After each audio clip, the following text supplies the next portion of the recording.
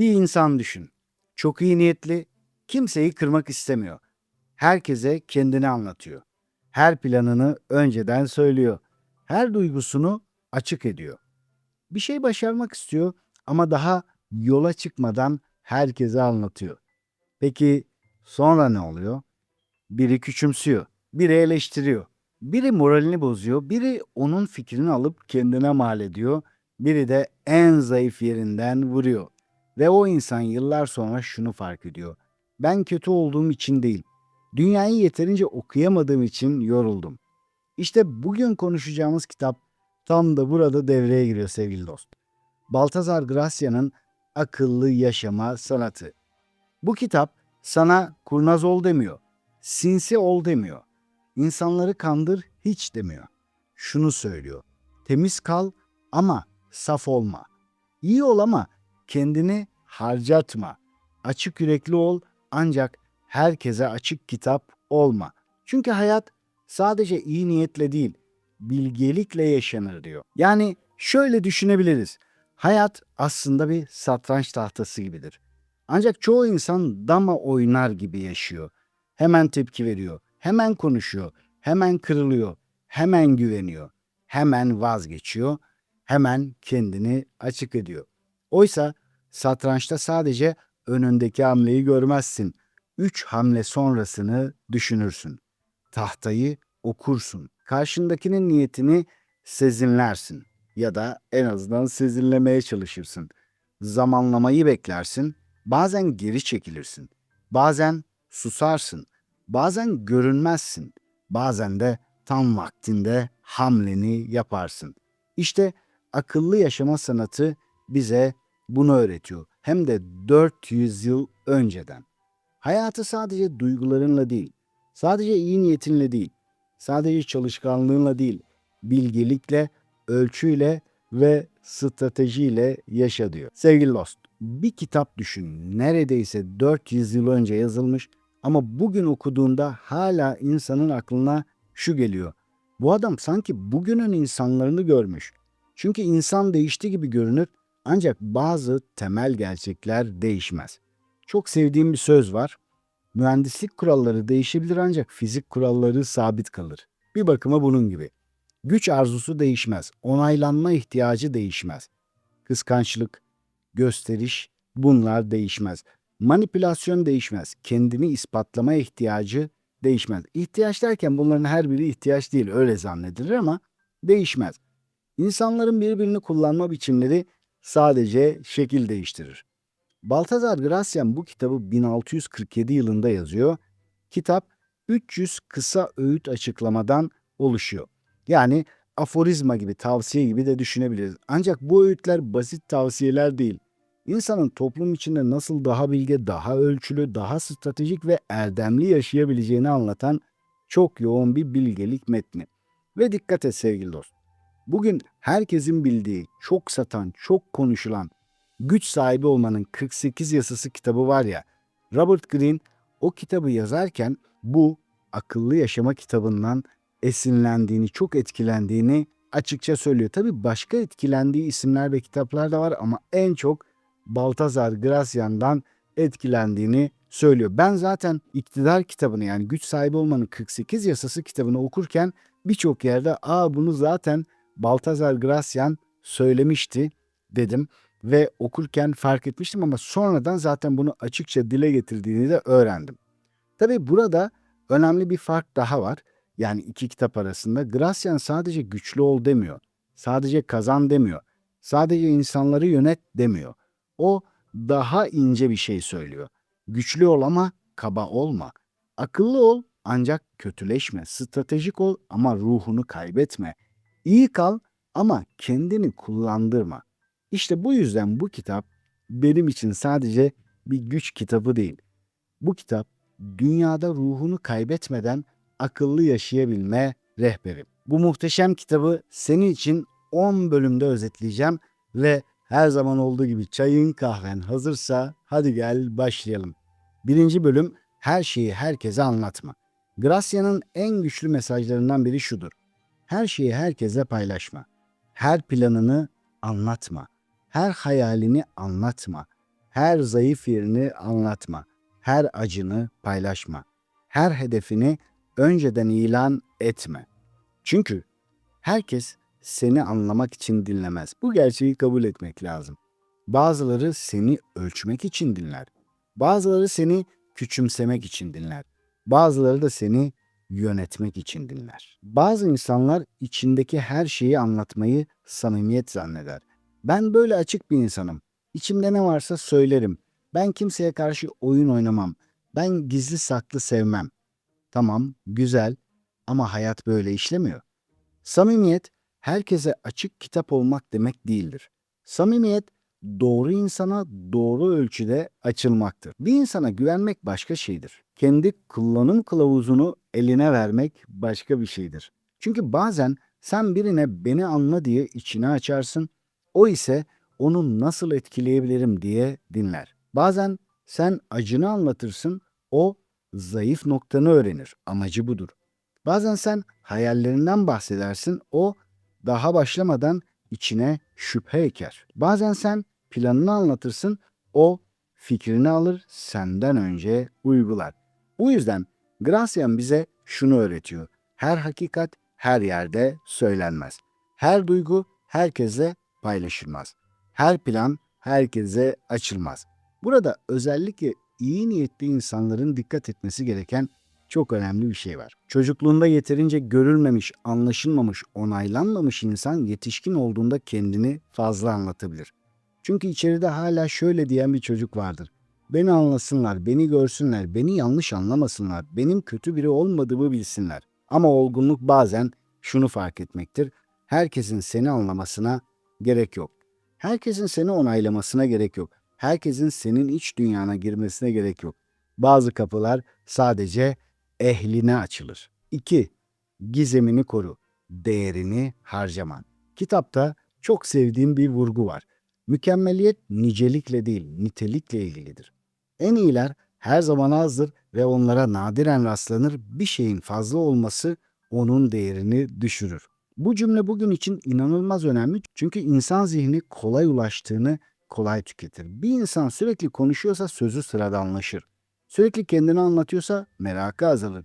Sürekli başkalarını gösteriyorsa etkisi düşer. Sürekli duygularını ortaya döküyorsa insanlar ona alışır. Bugün sosyal medya çağında herkes görünmek istiyor. Herkes fikrini gösteriyor, sofrasını gösteriyor, ilişkisini gösteriyor, başarısını gösteriyor, kırgınlığını, çalıştığını, dinlendiğini gösteriyor. Ama bazen çok görünmek değer katmaz, değer eksiltir. Çünkü insanın bir ağırlığı olmalı, bir ölçüsü, bir kendine sakladığı alan olmalı. Burada gizem dediğimiz şey sahtekarlık değildir. Kendini olduğundan farklı göstermek de değildir. İmaj oyunu değildir.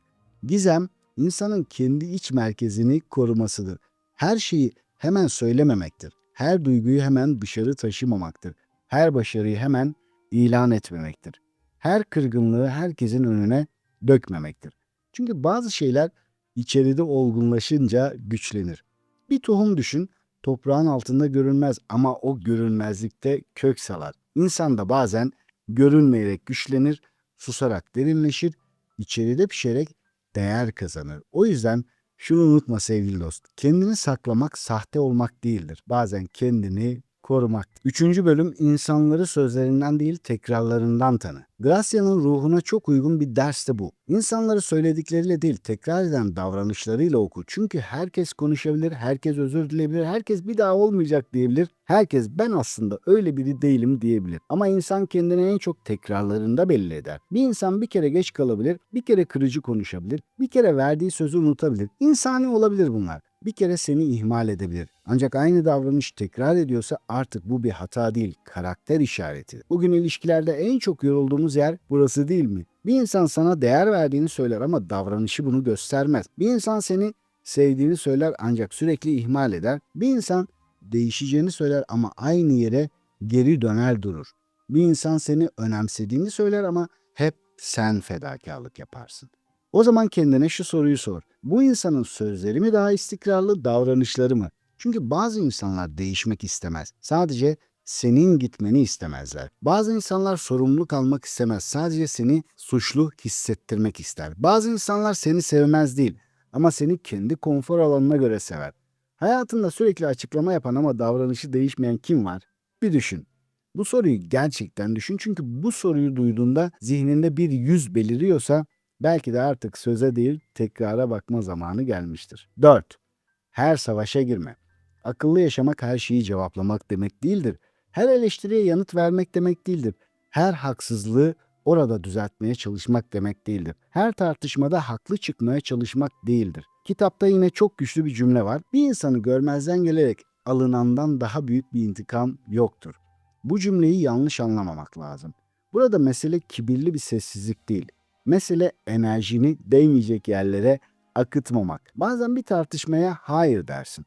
Bazen gereksiz bir açıklamaya hayır dersin. Bazen bir provokasyona hayır dersin. Bazen bir enerji savaşına hayır dersin. Çünkü hayatta bazı savaşları kazanmak bile kayıptır. Neden? Çünkü enerjini alır, zihnini alır, huzurunu alır, o gün üretmen gereken işi alır, ailene göstereceğin ilgiyi alır, kendine ayıracağın zamanı alır, ibadetini, duanı, okumanı, gelişimini alır ve sen haklı çıksan bile tükenmiş olursun. Bir aslan sokakta havlayan her köpeğe dönüp cevap verseydi ormanın kralı olamazdı. İşte akıllı insan her tartışmaya giren insan değildir. Akıllı insan hangi tartışmanın kendisini küçülteceğini bilen insandır. Bazen en güçlü cevap susmaktır. Bazen en büyük zafer sahaya hiç inmemektir. Bazen en bilge hamle yapmamaktır. Satrançta da böyledir. Acemi oyuncu her taşı oynatmak ister. Usta oyuncu bazen bekler. Çünkü bilir ki yanlış zamanda yapılan hamle doğru taşı bile kaybettirebilir. 5. Kendini frenlemeyi öğren. Kitapta en sevdiğim pasajlardan biri şu: İnsanın hayatındaki büyük derslerinden biri kendini frenlemeyi bilmesi, daha da önemlisi ise kendini bazı işlerden ve insanlardan yoksun bırakmayı öğrenmesidir. Bence bu cümle tek başına bir eğitim konusu. Çünkü çoğu insan kendini özgür zannediyor ama aslında dürtülerinin esiri. Aklına geleni söylüyor, canı sıkılınca mesaj atıyor, öfkelendiğinde patlıyor, kırıldığında hemen açıklama bekliyor. Bir şey istiyorsa hemen olsun istiyor. Bir insan onu çağırıyorsa hemen gidiyor. Bir fırsat görüyorsa hemen atlıyor. Ama olgunluk bazen yapmak istediklerini yapabilmek değil, yapabileceğin halde yapmamayı seçebilmektir. Bu da bir özgürlüktür. Her mesaja cevap vermemek, her ortama girmemek, her davete gitmemek, her fikri paylaşmamak, her insana yaklaşmamak, her duyguya teslim olmamak. İnsanın gerçek özgürlüğü istediği her şeyi yapabilmesinde değil, kendine zarar veren şeylerden kendini yoksun bırakabilmesindedir. Bazen bir insandan uzak kalmak kendine yaklaşmaktır. Bazen bir tartışmaya girmemek kendine saygıdır. Bazen bir fırsatı reddetmek daha büyük kaderine sadakattir. Bazen susmak içindeki gücü korumaktır. İşte akıllı yaşamak biraz da budur. Ne yapacağını bilmek kadar ne yapmayacağını da bilmektir. 6. Güçlü yanını bil ve onun üzerine inşa et. Gracian insanın kendini tanımasına çok önem veriyor. İnsan kendini tanımalı, gücünü bilmeli, sınırını bilmeli, ne zaman parlayacağını, ne zaman geri çekileceğini bilmeli. Kitapta bu ruhu taşıyan çok güzel bir bölüm var yine. Şöyle diyor: çok az kişi çoğunluğun teveccühüne erişir. Akıllılar içinse bu mutluluğun zirvesidir. Herhangi birinin sizinle işi kalmadığı zaman soğuk davranması genel kuraldır. Fakat iyi niyetin karşılığını almanın yolları vardır. En emin yol işinizde ve yeteneklerinizde kendinizi aşmanızdır. Böyle davranırsanız sizin işe değil, işin size ihtiyaç duyduğu bir noktaya ulaşırsınız. Bence bu cümle muazzam. Çünkü bize şunu söylüyor: öyle bir geliş ki, öyle bir değer üret ki, öyle bir noktaya ulaş ki sadece sen işe muhtaç olma.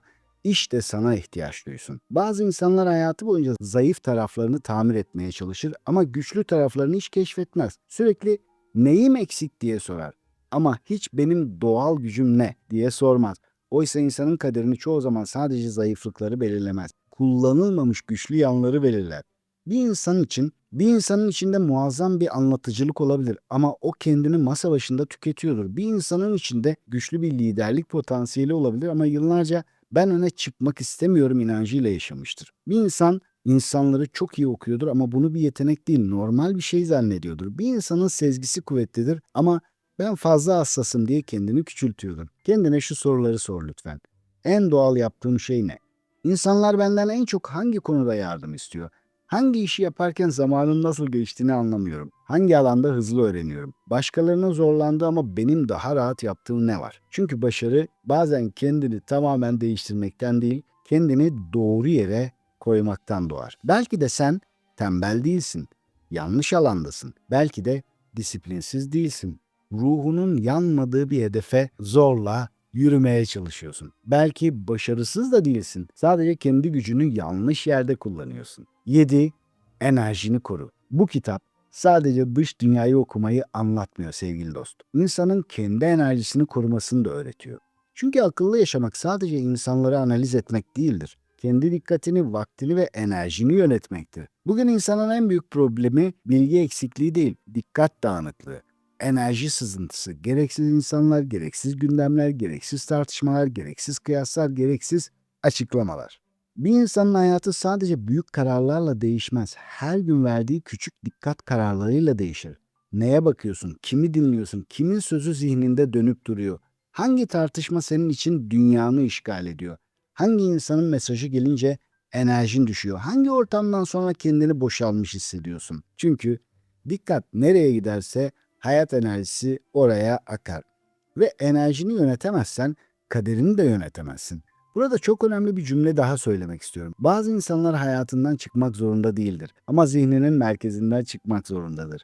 Çünkü bazen insanları hayatımızdan çıkaramıyoruz. Ailemizden biri olabilir, iş yerinden olabilir, yakınımız olabilir. Aynı ortamda bulunmak zorunda olduğumuz biri de olabilir. Ama o kişiyi zihnimizin baş köşesine oturtmak zorunda değiliz. Akıllı yaşamak biraz da budur. Kimin hayatında nerede duracağını bilmek. Kimin sözünü ne kadar içeri alacağını bilmek. Kimin enerjine ne kadar yaklaşabileceğini belirlemek. 8. Kalbine güven ama ölçüyü kaybetme. Kitaptaki en güzel alıntılardan biri de şuydu bence. Kalbiniz en önemli şeyleri daha önceden tahmin edebilen bir kahindir.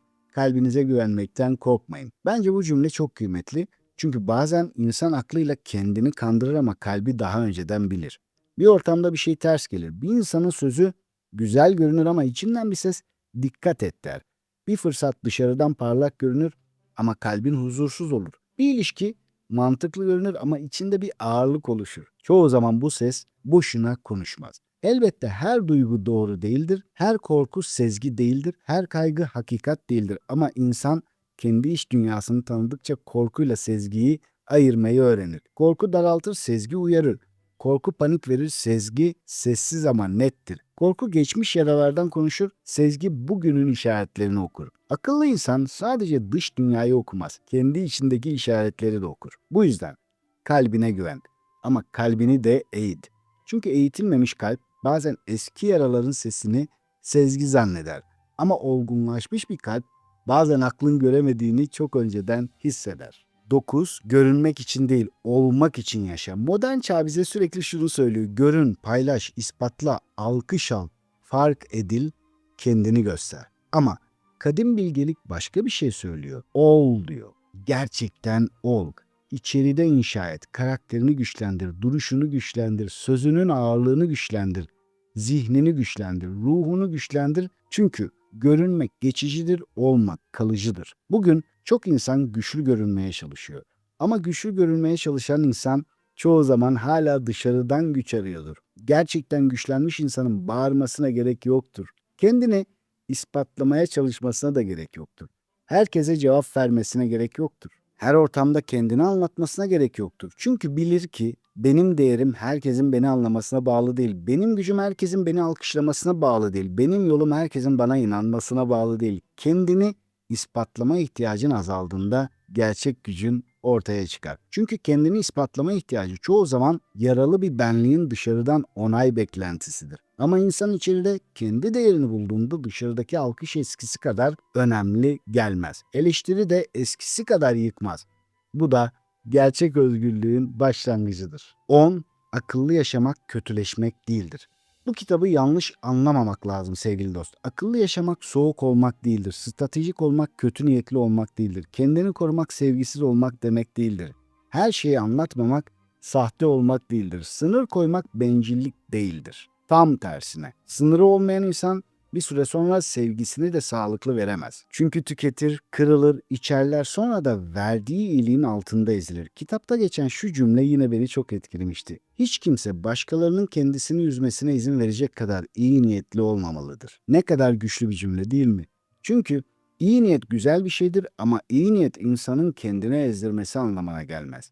İyi niyet herkesin yükünü almak değildir. İyi niyet herkesin duygusunu taşımak da değildir. İyi niyet sürekli alttan almak değildir. İyi niyet kendi sınırlarını yok saymak değildir. Akıllı yaşamak şudur: kalbini açık tutarsın ama kapını herkese açık bırakmazsın. İyi niyetli olursun ama sınırlarını bilirsin. Yardım edersin ama kendini tüketmezsin. Seversin ama kendini kaybetmezsin. Affedersin ama aynı yere tekrar dönmezsin. Çünkü hayır diyemeyen insan evetlerinin değerini düşürür. Her şeye evet diyen insanın eveti kıymetli değildir. Herkese açık olan kapının içeriği korunmaz. Her şeye yetişmeye çalışan insan asıl yapması gereken şeylere geç kalır. O yüzden bu kitabın en önemli dersi şu olabilir: İyi kal ama saf kalma. Sev ama kendini kaybetme. Ver ama kendini tüketme. Güven ama gözünü kapatma. Affet ama aynı yanlışa teslim olma. Çünkü bilgelik kalbin yumuşaklığını kaybetmeden zihnin berraklığını da koruyabilmektir. Sevgili dost, 10 bölümü bitirdik ve gel küçük bir uygulama yapalım derim. Şimdi senden bunun için küçük bir çalışma istiyorum. Bir kağıt al ve 3 başlık aç. Birinci başlık: fazla anlattıklarım. Kime kendimi fazla açıyorum? Kimlere planlarımı erken söylüyorum? Kimlere zayıf yerlerimi gösteriyorum? Kimlerin yanında kendimi sürekli açıklamak zorunda hissediyorum? İkinci başlık: gereksiz girdiğim savaşlar. Hangi tartışmalar enerjimi emiyor? Hangi insanlara cevap yetiştiriyorum? Hangi konularda haklı çıkmaya çalışırken huzurumu kaybediyorum? Üçüncü başlık: sınır koymam gereken insanlar. Kime iyi niyet değil, sınır göstermem gerekiyor? Kimin değişmeyen tekrarlarını hala görmezden geliyorum? Çünkü bazen dönüşüm hayatına yeni bir şey eklemekle başlamaz. Bazen dönüşüm enerjini yanlış yerlerden geri çekmekle başlar. Sevgili dost, Akıllı Yaşama Sanatı kitabı bize şunu hatırlatıyor: hayatta sadece iyi olmak yetmez. Sadece çalışmak yetmez, sevmek yetmez, haklı olmak yetmez. İnsanın biraz da görmesi gerekir. Okuması gerekir, sezmesi gerekir. Susması gereken yerde susması, konuşması gereken yerde konuşması gerekir. Çünkü baştan da konuştuğumuz gibi hayat bir satranç tahtası gibidir. Ve eğer sen dama oynar gibi yaşarsan, her hamleye hemen tepki verirsen, herkese kendini açarsan, her savaşa girersen, her söze cevap verirsen, herkesi ikna etmeye çalışırsan bir süre sonra yorulursun. Ama bilgelik şunu öğretir: bazen bekle, bazen sus, bazen geri çekil, bazen kendini sakla, bazen hayır de, bazen hiç açıklama yapma, bazen de hamleni tam vaktinde yap. Çünkü gerçek güç herkesi yenmek değildir. Gerçek güç kendini yönetebilmektir. Ve belki de bugün kendine şunu söylemenin zamanıdır: ben artık kendimi herkese açıklamak zorunda değilim. Her savaşa girmek zorunda değilim. Herkesi ikna etmek zorunda değilim. Herkese kendimi ispatlamak zorunda değilim. Ben iyi kalacağım ama artık daha bilinçli, daha ölçülü, daha uyanık ve daha akıllı yaşayacağım. Çünkü iyi niyet bilgelikle birleştiğinde insanı yüceltir.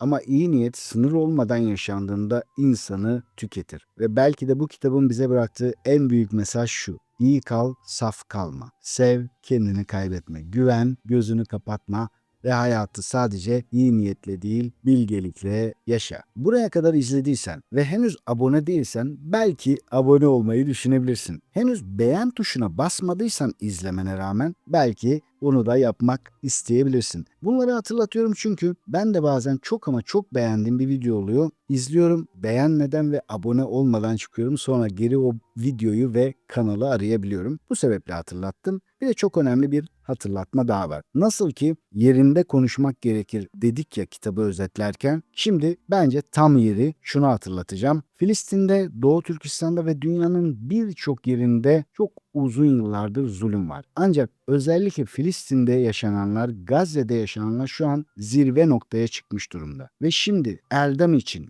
insanlık için, aynada kendi yüzümüze bakabilmek için, çocuklarımız büyüdüğünde ya da torunlarımız geldiğinde onların yüzüne bakabilmek için, tüm bunlar olurken sen neredeydin, ne yapıyordun sorusuna cevap verebilmek için çok daha büyük bir mahkemede Kardeşlerin bunu yaşarken sen ne yapıyordun? En azından elinden geleni yaptın mı diye sorulduğunda evet diyebilmek için. Onlar adına yaşadıkları acıları daha fazla duyurabilir, daha fazla gündemde tutabiliriz. Her şeyi paylaşmak yerine onları paylaşabiliriz. Onlar için her istediğimize dua edebiliriz. Bak bayram yaklaşıyor yine. Bayram için gücümüz nispetinde maddi anlamda bir şeyler yapabiliriz onlar adına ve boykot yapabiliriz. Boykot o kadar önemlidir ki bir, durduğumuz yerden emin oluruz. Güçlünün değil, haklının yanında dururuz. Benim param kardeşlerimin üzerine bomba olarak düşemez demiş oluruz. Ben bu oyunu bozmak istiyorum gücüm nispetinde demiş oluruz. Ben zalimlerin malını almak istemiyorum demiş oluruz. Ve aynı zamanda hani her birimizin içinde dünyayı değiştirmek gibi bir istek vardır ya öyle ya da böyle. İşte bu fırsatı değerlendirebiliriz. Çünkü boykot gerçekten dünyayı değiştirmektir. Dünyadaki sistemin dışına çıkmaktır ve ben inanıyorum ki bugün değilse yarın bir şekilde hep beraber boykot etmeye başlayacağız ve dünyayı değiştireceğiz. Buna ihtiyacımız var. Dünyanın iyi ve güçlü insanlara ihtiyacı var. Aksi halde kötü ve güçlü insanlar yönettiğinde ne olduğunu hep beraber görüyoruz. Yeni bir videoda görüşene kadar kendine çok iyi bak. Sevgiler, selamlar.